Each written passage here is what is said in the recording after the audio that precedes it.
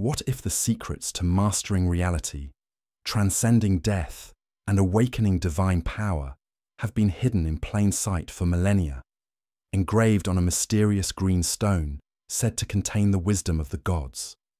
The Emerald Tablet, a small, cryptic text shrouded in myth, alchemical lore, and spiritual symbolism, has fascinated seekers, sages, and sorcerers for over 1,000 years. It is whispered to be the key to unlocking the mysteries of the universe. A cosmic cipher that speaks not just of physical transformation, but of spiritual transmutation. As above, so below. As within, so without.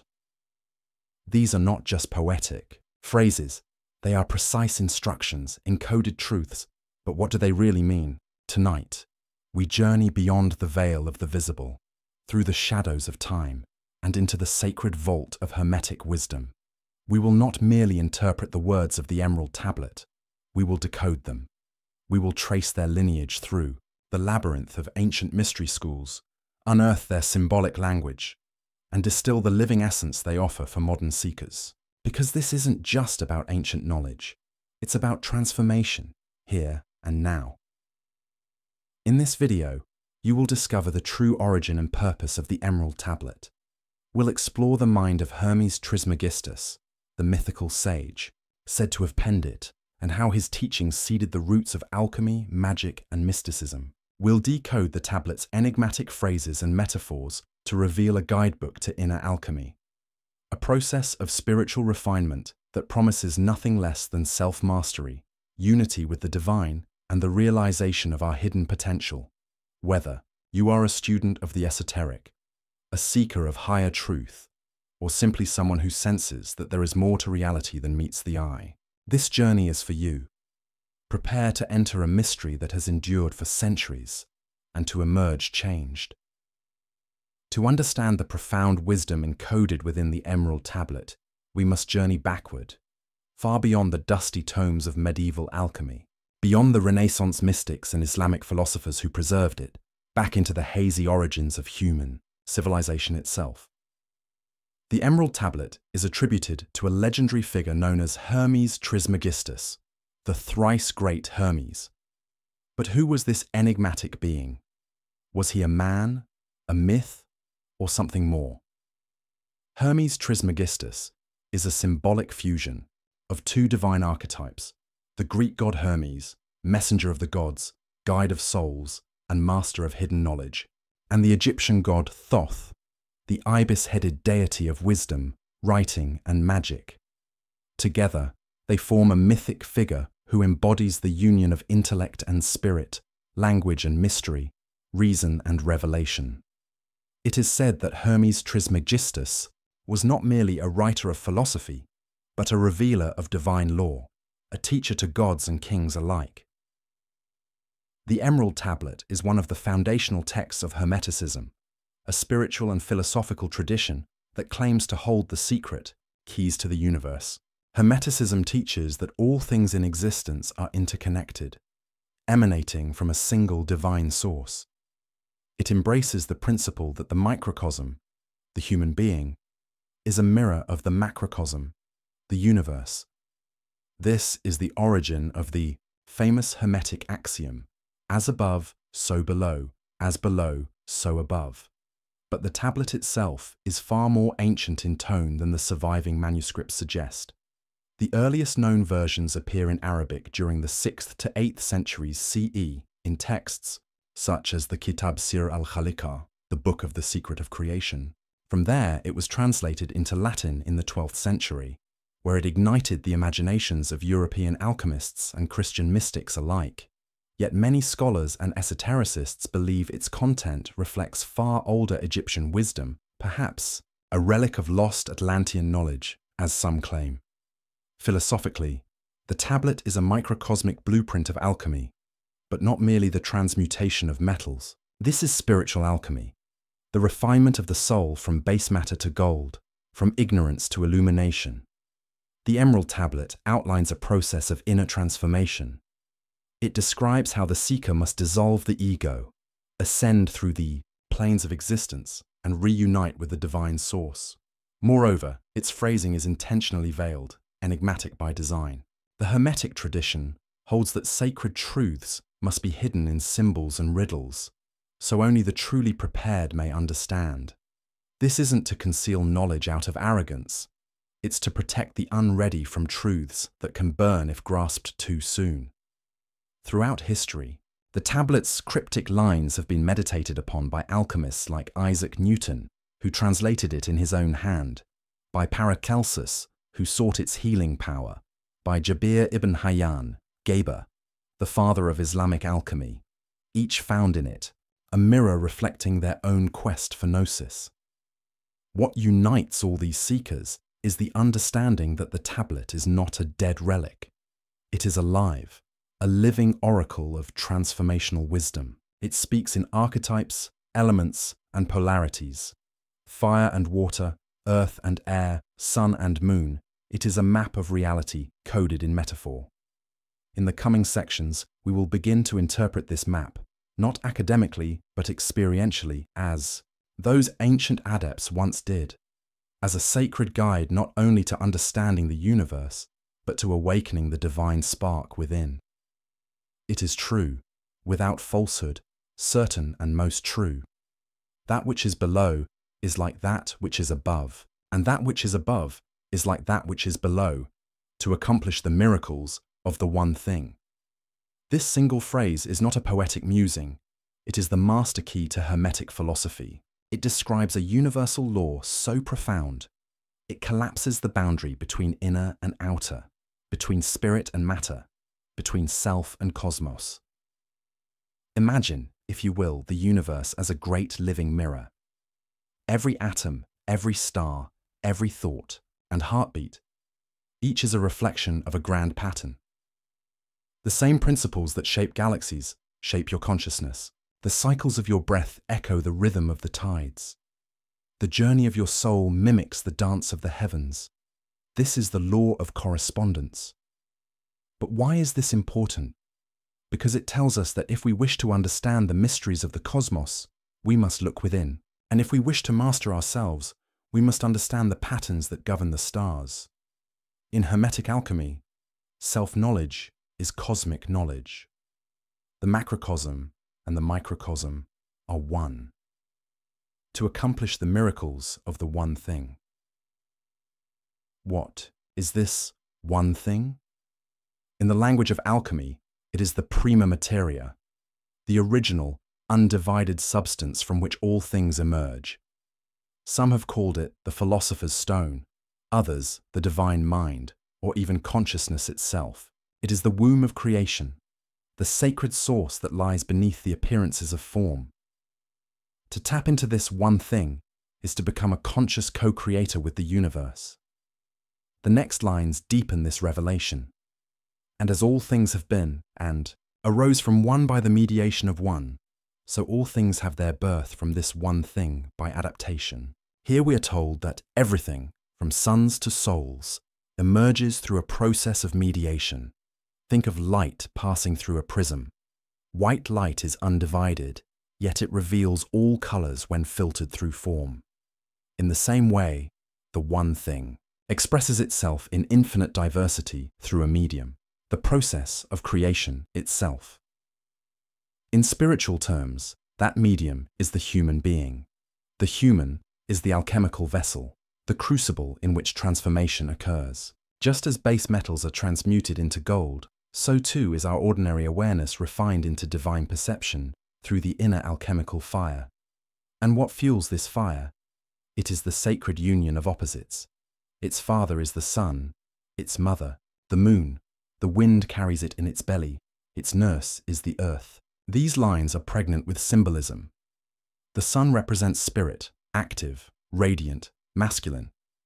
The moon is soul, receptive, reflective, feminine.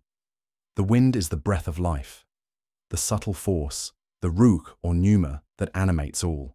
And the earth is the body, the matter, the stabilizing matrix. Together these elements form the sacred tetrad: spirit, soul, breath, and body. These are the four pillars of the alchemical temple, the stages of manifestation, and the tools of inner transformation. In practical terms, this suggests that the spiritual path is not about escaping the physical world. It is about synthesizing all levels of being. The divine is not found by fleeing the earth, but by sanctifying it. Your body is not a prison. It is the vessel for awakening. When these elements are brought into harmony, when sun and moon are joined in sacred marriage, when wind stirs the hidden fire and earth holds the transformation, a miracle occurs. That miracle is you, reborn not as a limited ego, but as a conscious expression of the one thing. But this is only the beginning. The Emerald Tablet continues with deeper instructions, secrets of purification, sublimation, and ascension. And, in the next part, we will explore how these symbolic processes mirror the stages of spiritual awakening, leading us from dissolution to resurrection, from shadow to light. As we move deeper into the Emerald Tablet, the tone becomes increasingly mystical, yet paradoxically more precise. Each phrase describes not only the processes of alchemy, but the archetypal journey of the soul as it undergoes transmutation. The sun is its father, the moon its mother. The wind carried it in its belly, the earth is its nurse. The Father of all perfection in the whole world is here. Its power is integral if it be turned into earth. The mention of turning into earth may seem contradictory. How can something spiritual or celestial become material and still remain whole? This is the great Hermetic paradox. The divine is not separate from the material. It is hidden within it. The power is integral, whole, unified, and indestructible when it is made manifest in form. This is the opposite of escapism. It is incarnation. Enlightenment is not about floating away into the heavens. It is about bringing heaven down, embodying the light in the world of form. In alchemical terms, this is known as coagulation, the final stage of transformation where spirit and matter are fused. But before we can reach this stage, there is a crucible of purification. Separate the earth from the fire, the subtle from the gross, gently and with great ingenuity. This is the instruction for distillation, not only in the chemical sense, but in consciousness. To separate the subtle from the gross is to discern the eternal from the temporary, the essential from the superficial, the true self from the layers of conditioning and illusion. This is not a violent act. It must be done gently, with great ingenuity. Why? Because the layers of the psyche are delicate. The ego, though illusory, is not easily dissolved. It defends itself, hides, and clings. But through meditation, contemplation, and inner work, we gradually lift the veils. We separate shadow from light, not to destroy the shadow, but to integrate it consciously. It ascends from the earth to the heaven, and again it descends to the earth and receives the power of the superior and the inferior. This is one of the most crucial lines in the entire text. Here, we are shown the cycle of ascension and return, what mystics and shamans have long understood. Enlightenment is not linear, it is cyclical. The soul ascends, glimpses the heights of divine union, then descends again, bringing back wisdom, light, and healing to the earth. This is the alchemical resurrection. Like the phoenix, the self is burned in the fire of transformation, only to rise again with luminous wings. The key here is integration. Too often, seekers touch the divine in meditation or altered states, but fail to anchor those experiences in daily life. Hermetic wisdom teaches that true mastery is not found in the heights, but in the balance between height and depth, heaven and earth, thought and deed, vision and embodiment. Thus, you will have the glory of the whole world. Therefore will all obscurity flee from you. To possess the glory of the whole world is not a boast of power. It is a state of inner radiance. When the opposites within you are reconciled, when you live as a bridge between the spiritual and the physical, you become a sun. And just as the sun casts out shadows by shining, your inner clarity dispels confusion, doubt, and fear. This is not fantasy. This is the real work of spiritual alchemy, and it culminates in the tablet's final invocation. This is the strong force of all forces, overcoming every subtle and penetrating every solid thing. This force is not physical. It's the unified will and consciousness of the awakened soul. It is the force that can penetrate all things, because it recognizes that there is no separation. This is the philosopher's stone not as an object, but as a state of being, a consciousness capable of transforming reality itself, and the tablet ends as mysteriously as it began. Thus the world was created. From this are and do come admirable adaptations, whereof the means or process is here in this. These words point to the ultimate revelation, that the very process described in the tablet, the alchemy of the soul, is the same process that birthed the cosmos.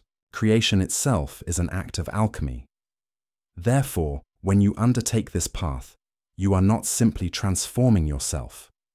You are aligning with the creative principle of the universe. You are echoing the original act of divine genesis. In the next section, we'll take this one step further. We'll explore how these teachings can be practically applied in daily life, how to become the alchemist of your own inner world, and walk the path of transformation with clarity, courage, and grace. Becoming the inner alchemist, translating the tablet into daily practice.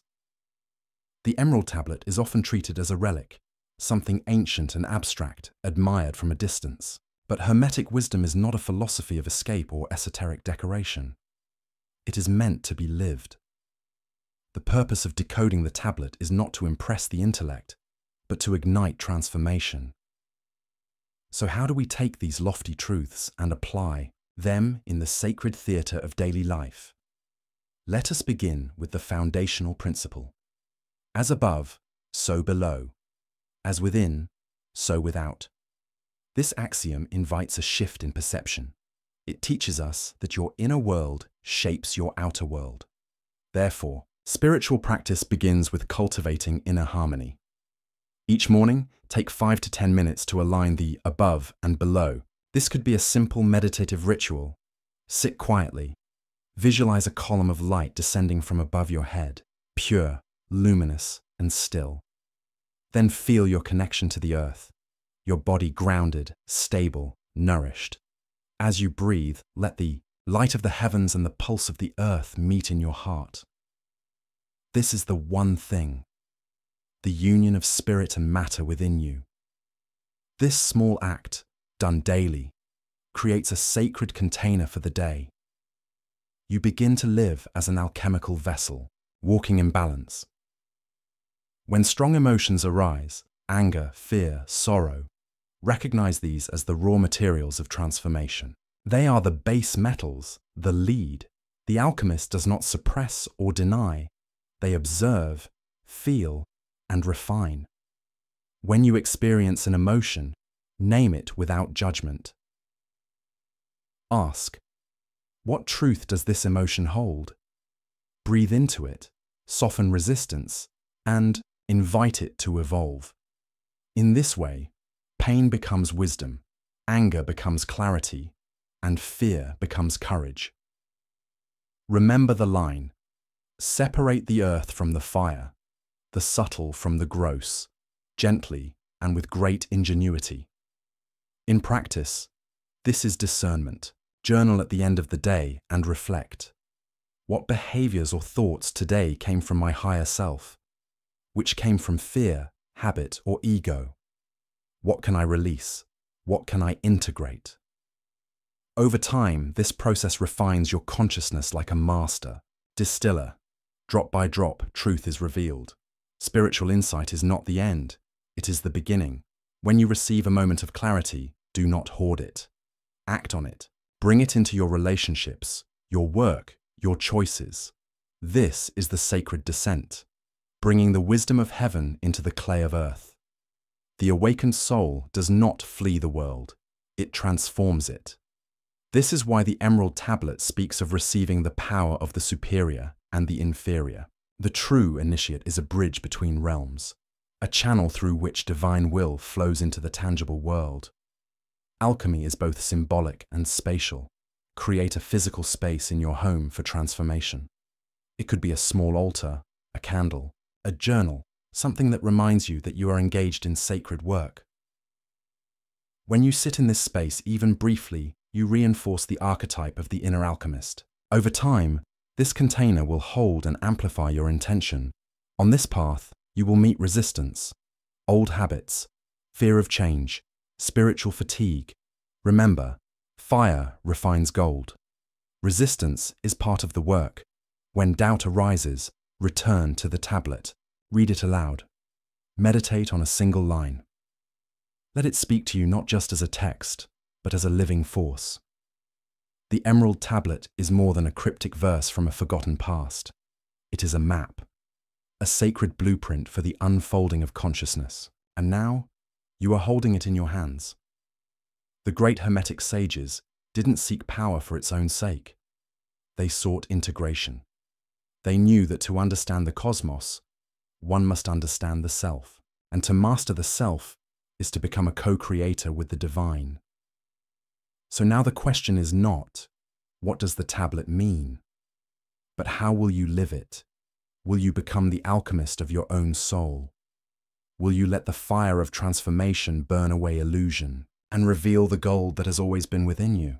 If this journey has stirred something in you, don't let it fade. Reflect, practice, seek, share. And above all, remember, the tablet doesn't end. It begins each time someone takes the first step toward becoming what they truly are. Thank you for walking this path with me. If this message resonated, consider leaving a comment below with the line from the tablet that struck you most and how you plan to live it.